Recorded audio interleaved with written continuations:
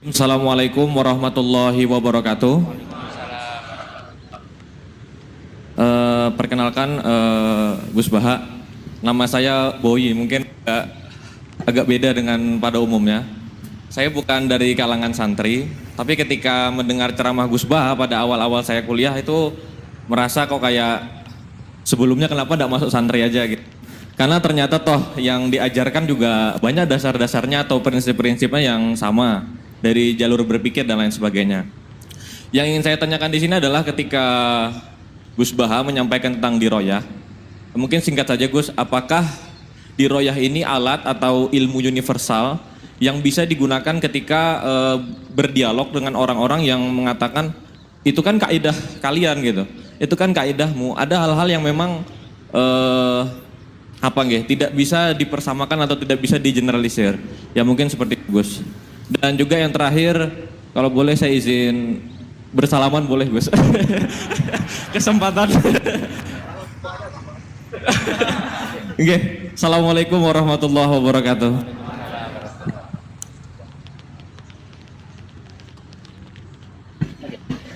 Baik, kita kumpulkan dulu satu lagi, ya.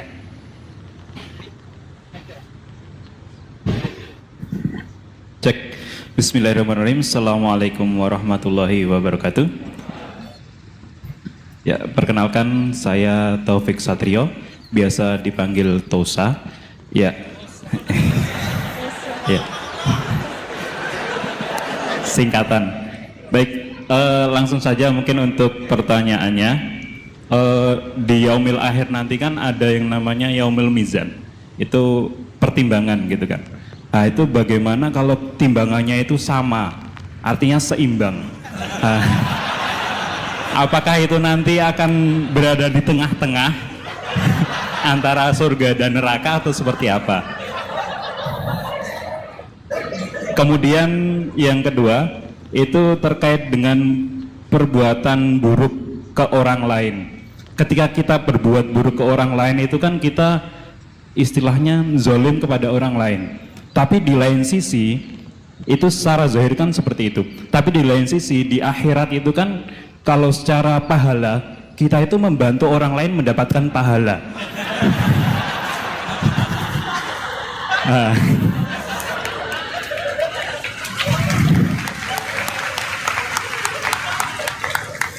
Jadi seperti apa Gus? Terima kasih. Assalamualaikum warahmatullahi wabarakatuh. Terima kasih Mas Tosa, ya. Silakan Ibu, ya. Ada ini. Mas ada ini. Assalamualaikum warahmatullahi wabarakatuh. Perkenalkan saya Nazrullah Hasanah. Mau bertanya, apakah perbedaan NU sama Muhammadiyah?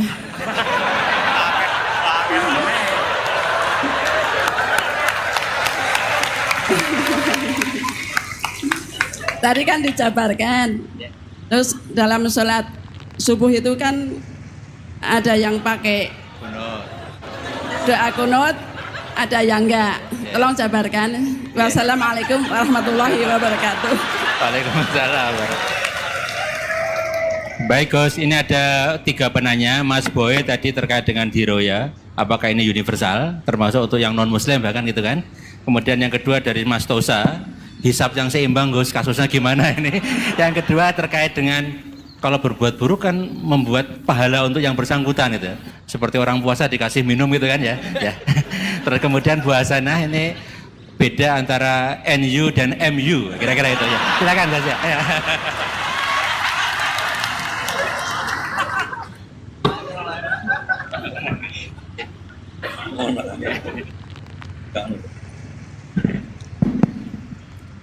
Bismillahirrahmanirrahim. Sebelum saya jawab, saya senang kalian semua senang dengan sesuatu yang taat itu.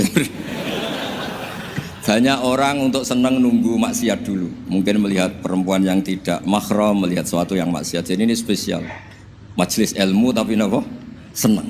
Ini sesuai rencana Tuhan lah. Seorang itu senang dengan taat, senang dengan ilmu. Ini luar biasa, no? Luar biasa. Tadi pertanyaannya kalau diroya, jadi Islam itu agama untuk logika objektif. Jadi diroya itu ya global, universal. Misalnya saya beri contoh Tuhan yang satu. Itu dulu, saya ulang lagi, dulu itu ada imam namanya Imam Amudi. Itu pengajar matematika, Mas Boy. Pengajar matematika. Itu kan nggak lazim, tapi kiai kok pengajar apa? Singkat cerita, ini cerita keramat. Kalau kalian nggak paham ya keramat sendiri. Jangan nggak paham menentang. Singkat cerita, di antara keramat beliau itu Allah itu nyuruh para malaikat disuruh ngaji matematika sama dia. Ngaji tauhid, tapi disebut sama Allah ngaji matematika. Ternyata apa? Cara ngajarkan gini. Misalnya ngajarkan diterang titik angka 2, 3 sampai 1 miliar 1 triliun. Nisbatusnaini ila ma la nihayatalah. Itu nisbatul fard asli. Angka itu entah 2, entah 3, entah 1 miliar, semuanya dibanding angka 1 itu namanya cabang. Tetap yang al aslu itu angka 1. Itu otak siapapun itu akan ekor dengan logika tadi. Bukan kita Muslim. Semuanya akan tahu angka berapapun jumlahnya, tetap asal usulnya angka 1. Terus dia gambar ya gambar apa saja, gambar masjid, apa gambar sapi atau gambar apa saja, dimulai 1 titik. Gambar ruwet maupun gak ruwet tetap saja dimulai 1 titik. Nuktotul wujud.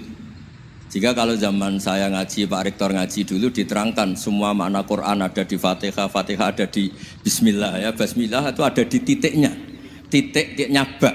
Lah kenapa ini hebatnya Quran? Kenapa dimulai dari 1 titik? Untuk maklumatkan semua alam raya ini dimulai dari 1 titik, yaitu wujud Allah. Logika seperti itu kan orang nggak terima gimana? Mbok gambar seruat apapun dimulai dari mana coba? 1 titik. Angka sebesar apapun dimulai angka apa? 1. Jadi diroyah itu ya universal gitu mas. Ya gitu Mas Bay ya. Jadi diroyah itu universal. Ya soal ada yang belum dapat hidayat apa itu nomor 2, tapi logika yang dibangun Islam itu. Terus pertanyaan kedua apa? Draw tadi, mizan. Kamu ingin draw? Ini kasih nih, nggak pernah ngaji Quran itu. Di antara yang diterangkan Quran detail itu Ashabul A'raf apa? Ashabul A'raf, orang yang baiknya sama buruknya itu imbang. Itu sudah disediakan nanti di surga itu ada pagar. Kamu ingin di situ? Pagar pembatas apa? Pagar pembatas. Di surga ndak, neraka ndak. Jadi kejadian surga dan neraka itu gini, tak terangin ya. Jadi kira-kira gini. Kan hisab itu hanya rubu'un nahar, sekitar 2 jam, 2 jam setengah selesai. Jadi satu dunia ini dihisab Allah, hanya Allah butuh waktu 2,5 jam. Rubu'un nahar. Kenapa gitu Pak Rektor? Karena semuanya datang ini sudah terindikasi dan itu sudah jelas. Misalnya orang yang soleh banget, wajahnya bersinar, bahkan semua tubuhnya bersinar. Yas'anuruhum baina aidihim. Yang pas-pasan, ya sinarnya pas-pasan. Sehingga nanti yang punya sinar cukup di kanan. Yang kelip-kelip agak ini, yang rawan kesaruk ini, yang gelap gulita langsung di kiri. Nah itu terus faduri babenahum bisuril lahubab. Terus Allah langsung bikin pagar. Nah yang rawan kesaruk pagarnya yang kelip-kelip tadi. Yang temangsang ini. Karena yang jelas hitam di kiri, yang jelas putih kanan. Yang abu-abu ini sama malaikat digaruk saja. Nah terus temangsang di Araf itu. Nah, terus setelah di pagar ini dia punya kegiatan. Kalau melihat neraka bilang Rabbana srif anna adzaba jahannam. Kalau melihat surga ya Allah, ma kuntu asqa khalqik. Saya ini hamba Engkau yang tidak paling sial dan Kau Maha Rahman. Tolong saya jangan dihadapkan ke neraka lagi. Karena itu menyiksa. Wa ahraqaka. Ya ketika melihat neraka itu dia komentar, ya Allah, neraka ini begitu merusak wajah saya. Hawa panasnya itu sudah menghancurkan semua. Baunya juga agak enak. Saya minta saya dihadapkan ke surga bersama Allah. Tapi kamu tidak minta lagi kan? Tidak, saya hanya minta itu tok. Gitu. Nah ini saya pandu. Kalau kamu ngalami tak pandu. Kalau kamu ngalami tak pandu. sama Allah terus diberi janji supaya tidak minta yang lain. Tidak, saya tidak akan minta lagi. Terus melihat surga. Nah, di surga melihat orang kayak gitu kan, di surga nanti kalian kan hura-hura semua. Wah, istri yang di dunia kurang cantik, rewel, yang di surga itu istrinya cantik semua, gak rewel semua. Gak minta belanja, cantiknya tidak usah ke salon, pokoknya top lah. Terus dia melihat, tersiksa, cara Jawa ngiler. Wih, masa ngelihat tok? Akhirnya ya lama-lama berani ngajukan, ya Allah masa ngelihat tok gitu. Dikasih masuk gitu. Ya terus, tapi kamu kan janji tidak minta lagi. Ya terus ngerayu-ngerayu Tuhan lagi. Akhirnya walhasil nanti kalau betul-betul A'raf itu nasibnya akhirnya masuk surga. Tapi tadi digarap dulu lah, dikerjain dulu. Itu lama sekali perjalanannya, memang lama sekali. Nah soal orang membunuh itu, apa contohnya tadi? Berbuat buruk sama orang lain, ya apapun lah. Berbuat buruk sama orang lain itu, kalau faktanya nanti tobat, Allah yang bisa ngelola itu. Makanya Nabi pernah senyum-senyum, pernah tertawa-tawa. Sungguh ketika Allah menghendaki rahmatnya itu semuanya indah. Yaqtulul qatil fayatubu hadza. Jadi ada orang nyun sewu membunuh, terus dia tobat serius. Kemudian al-maktul yang dibunuh ini masuk surga karena madlum. Qatilnya karena tobat serius juga masuk surga. Ya begitu juga di kedoliman-kedoliman yang lain. Jadi ya makanya tobat itu penting sekali. Ya taruh saja begini yang terkenal ya, contoh Wahsy itu jelas di surga karena syahid dibunuh Wahsy. Apa Hamzah? Hamzah ini jelas di surga karena matul syahidan, dibunuh secara syahid oleh Wahsy. Tapi karena Wahsy tobatnya serius, nanti juga di surga. Begitu juga keburukan-keburukan yang lain. Jadi tobat ini misalnya ada orang hartanya dicuri. Tentu yang dicuri ini kalau dia orang baik, ya mungkin secara formal lapor polisi. Tapi kalau dia orang baik mungkin ridho lah, sudah itu, sudah ridho kan. Berkahnya ridho, dia menjadi orang baik karena ridho diuji Allah, hartanya apa? Dicuri. Kemudian yang mencuri tobat. Entah harta itu dikembalikan, entah dikasihkan masjid sebagai amalnya yang dicuri, entah apa-apa. Allah ngasih tobat orang ini. Kemudian sama-sama jadi orang baik, kemudian sama-sama di surga. Makanya itu Nabi sampai senyum-senyum, betapa rahmatnya Allah tidak terbatas. Sama lagi, betapa rahmatnya Allah tidak terbatas. Bahkan qatil sama maktul bisa ngopi di surga bareng tadi itu. Karena ya tadi, masyhur itu. Yang paling legenda dalam sejarah Islam kan, saya pernah membunuh orang yang sangat dicintai Rasulullah. Sebagai tobat saya akan membunuh orang yang paling dibenci Rasulullah. Singkat cerita, Wahsy ini menangi bunuh Musailamah al-Kadzdzab, orang yang ngaku-ngaku Nabi yang merusak tatanan apa? Islam. Apapun itulah, cerita-cerita apapun itu. Makanya saya sering cerita, kalau preman pasar itu tobat, bu, jangan nyapu masjid. Tobatnya tetap di pasar, yang dulu pasar gak aman karena dia, sekarang aman karena dia. Jangan tobat terus nyapu di pasar, pasar diganti suksesennya, pengganti. Itu nggak fair apa? Jadi kalau tobat itu harus seimbang dengan zaman salahnya. Zaman apa? Kayak Umar. Ketika dia kafir itu orang Islam dibikin takut. Terus ketika dia Islam, gantian orang kafir dibikin takut. Pertama dia Islam langsung marahnya Abu Jahal, awas kalau ganggu Rasulullah, ngadepin saya. Itu fair. Kenapa? Fair. Jangan tobatnya bikin orang takut, lah tobat ke masjid, nyapu. Yang di pasar diganti penggantinya tetap gaduh. Gak boleh, harusnya kalau lama bikin pasar takut, ya sekarang lama bikin pasar apa? Aman. Itu tobat yang apa? Seimbang. Ya kira-kira gitu ya. Nanti tak pandu kalau sudah di Arab. Terus gimana? Yang ketiga NU sama MU. Satu itu beda seragamnya dan logonya.